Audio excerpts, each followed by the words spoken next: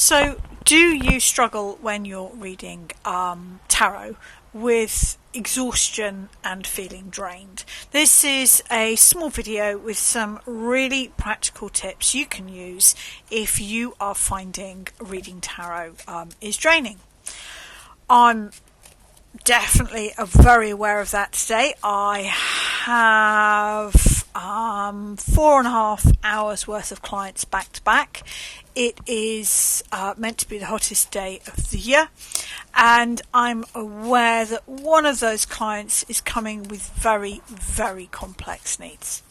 So I'm sat here thinking, yeah, this could be a tough one. The combination of the heat and one of those clients being very complex means that I'm aware that could be a difficult combo. So my first advice to you is turn to your cards. Ask them for advice. If you know that you've got an event or a fair or a busy reading day ahead of you, one of the first things you can do, and I'm doing it for me now, just ask the cards, 3 cards, how do I best navigate or prepare for, depending on whether you're reading sort of, the day before or the day of, how do I best prepare or navigate this busy time? And for me, it is definitely going to be the heat that concerns me. I'm not good in the heat. 3 cards. So the Page of Pentacles, pay attention to the details. Well, that's good. I've already done that. I've already written down my times. I've already checked up that I know whether people are coming via Zoom or in person, that the people that are coming in person know where I live. So I have definitely done those little admin tasks that will make the working day smoother. The 7 of Pentacles, I think is saying very similar to the Page of Pentacles, actually, which is to prepare. And sometimes the cards will tell you what you've already done. The majority of my clients today are online, but I do have a couple of in-person clients. I have gone and opened the windows in my workspace and, already tried to make it as cool as possible. And the Hermit, to remember not to get emotionally engaged with my clients. I often think the Hermit is about stepping back from a situation. I know one of my clients is going through a situation that I find triggering because it reflects situations I've been in. So I need to remember that and step back. I know one of the clients with the complex needs is very important to me, and I'm tempted to try to rescue them, and I need to step back from them. So, to me, that really sits well, that preparation is the key for today, and to step back and not get emotionally entangled. So that's the first thing you can do, is ask your cards. The second thing that you need to do, I think, and that's why my rather lovely cup of coffee that is there, is make sure your physical needs are met. So it's a hot day today. I have got some iced tea that I've made in the fridge. Before I start, I will be filling my litre cooler bottle with the iced tea with some ice in it as well, and I know that will help keep me cool and focused to have that cool drink. I always have a drink when I'm reading. We use our voice a lot when we're doing face-to-face or online, and if your client has an issue with their throat chakra, if they're struggling to speak their truth, you may well be picking up on that as well. So, I think physical needs are really important. Having a good drink, hot or cold, on standby, making sure that you've had appropriate food before starting. It may sound silly, but I always have a healthier breakfast on a work day because I know I need that fuel to keep me going, and I always have quick healthy lunches in the fridge ready to go. So if you are at an event, you might want to think about oat cakes or whatever your thing might be. Have some healthy snacks put by. Make sure you've got plenty of fluid to drink. And other things, particularly if you're reading at an event and it's not your own space, make sure that you have what you need to be comfortable. That might be taking a cushion for the small of your back or a gel cushion to sit on if you think the seats are going to be uncomfortable. it's such a small difference, but I've got a really nice cushion in my in-person workspace just for the small of my back, because I find my back can get a bit cranky when I'm reading. It's almost as if I hold some emotional energy there. So do not forget to meet your physical needs when you're reading. I believe tarot is a mind, body, spirit thing. So it just makes sense to make sure that you're well fed, you're well hydrated, you've got a comfortable place to sit, and you feel comfortable with where you're reading. Possibly the most important thing, I think, is your posture. And this is all about creating the axis mundi. That is the direct channel between the earth and the sky. This will allow your energy to flow with much more ease, and it means that if you are an empath or an intuitive reader, you're going to be channeling the earth and sky energy instead of picking up on your client's emotional energies or pains.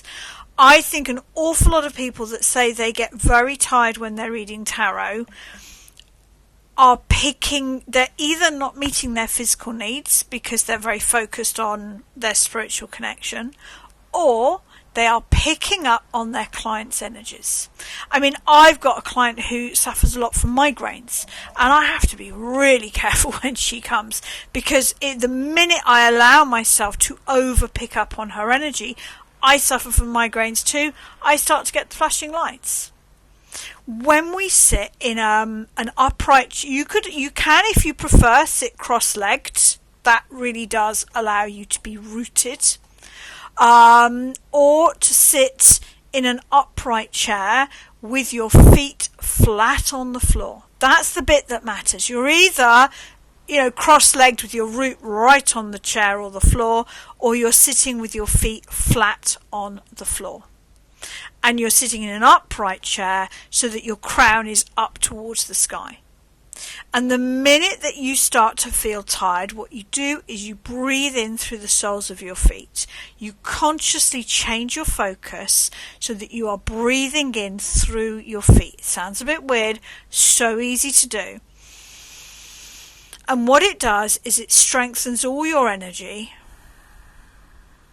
And I believe it pulls the focus from the third eye, which is where you are empathically or intuitively connecting to your client, which means that you're probably picking up on all their negative energy, all their emotional wounding, any exhaustion or pain they might be feeling. When you move into earth breathing, you move from the third eye to the crown. I believe you can get just as accurate a reading, but you're coming from their higher guidance, from their crown and your crown, rather from the third eye, the intuitive, the empathic. And, I've had readings with people where I've, had to consider stopping the reading because I've come down into the third eye and I'm really picking up with their physical pain. And the minute I realise I'm doing it, I adjust my posture. If you have a reading with me, you might notice I adjust my posture quite a lot. That is me reminding me to breathe in from the soles of the feet, so that I can move back into connecting through the crown, because the root and the crown are directly connected. And then you can be just as intuitive, just as connected, but without picking up the pain, the exhaustion, the wounding. So I think for me, that posture, the earth breathing through the soles of your feet so that you're energizing the crown, so the connection is going crown to crown rather than third eye to third eye. I think that's imperative. The next big tip, and I don't normally make notes, but I wanted to get this one right. I always mind map when I'm reading with a client. As you can see here, I don't write neatly. I don't care about spelling. I'm not writing notes to keep them for the future. when a client is talking to me, I am quickly writing keywords that might be names. It might be, by June. It might be house, partner, by June, question mark. I am writing the key facts down so that I don't remember them in my short-term memory. It means that at the end of a reading, I can let go of the energy very quickly and feel clear.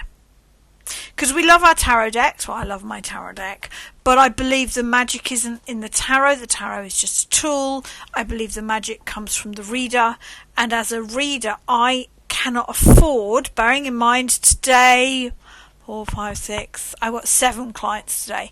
I can't afford to keep the thoughts, the memories from a client session in me. And I often say to clients, I can't remember our last session. I know I've read for you before. Cannot remember what we talked about because my head would be like a soap opera if I did. So by mind mapping, when I'm working with a client, I am not holding information in my short-term memory. Throughout the reading, I'm going to be referring to my mind map. So that when the reading is over, I turn the page, take a few breaths, and I literally can't remember anything of the reading because I'm not using my memory at all. So I think mind mapping, and like I say, it's not to keep notes for the future. I usually have the client's name. I usually have the start and the ending as well because it can be really easy to forget what time a session is due to end. And it means that I'm not having to think during the reading because I'm using my paper for that. I think crystals are really important. We don't need crystals, but and this is beautiful because my hand can just rest on it. This was a gift from my son actually a few years ago now. If you're using crystals, I would encourage you to use crystals that ground you or help clear the throat or the crown. Because I believe if you are wanting to read tarot without exhaustion, we need to move away from the third eye. And so I love this because even though it's not that grounding actually with all the purple there, it is oddly big enough, and the green I find quite grounding. I find this really works on my roots and my crown. I do love to work with Brucelli Blue. I do love to work with Green Opal. I love to work with fossilized woods. Amethyst is, of course, always a good choice. Work around, see what works for you. But actually what I'm doing when I'm reading for a client, if I feel I'm getting a bit exhausted, I will adjust my position slightly, put my hand on whichever crystal I've got there, and actually is a reminder. Ground, ground, ground, come up into the crown. And it kind of works as a physical reminder. I also think it's important to remember that we are human beings.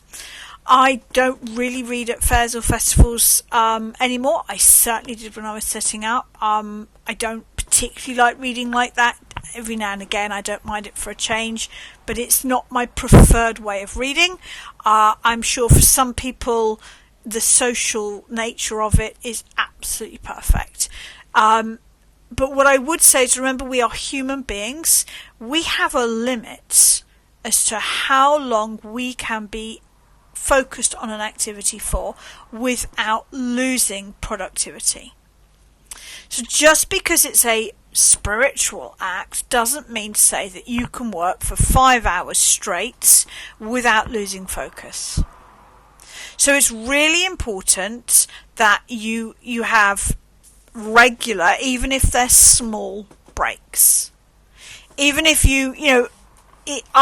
I try to have a minimum of 5 minutes between clients, and during that time I will get up, I will stretch, I might go to the loo, I might get a drink.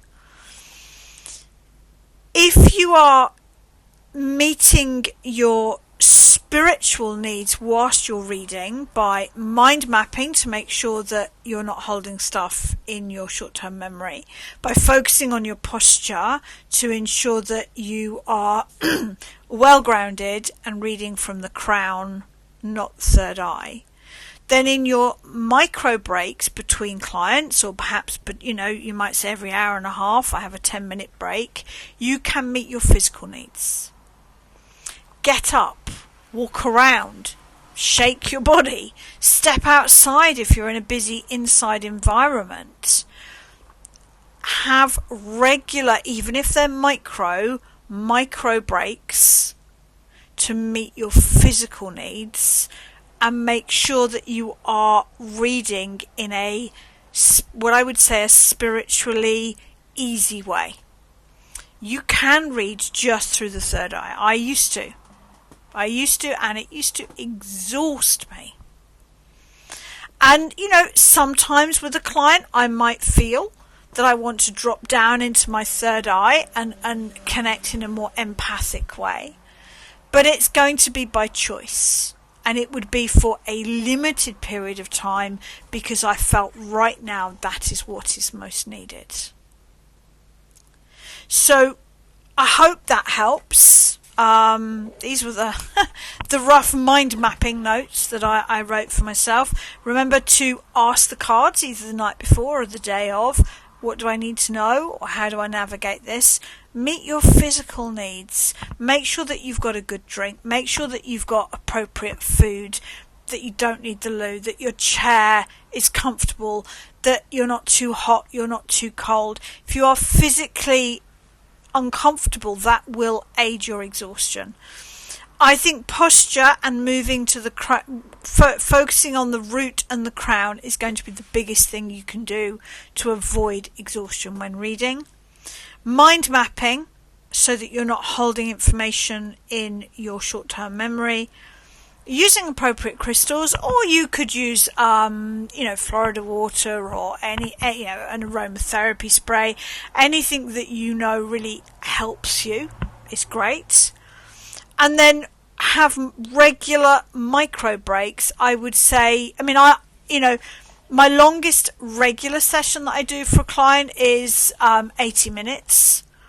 I do have a longer session, which actually I don't even always have that on my calendar, because at the end of an 80 minutes, I need just a 5-minute break.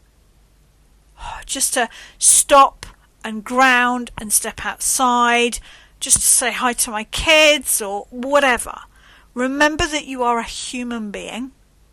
Just because you may consider reading tarot a spiritual act doesn't take away the fact that you are a human being doing that reading. So I am going to pause now. I'll upload this later on, and I've got 20 minutes before my serious shift starts, so I'm going to make sure that my cooling bottle is filled with cool iced tea, and I'm going to sit back and relax with my coffee.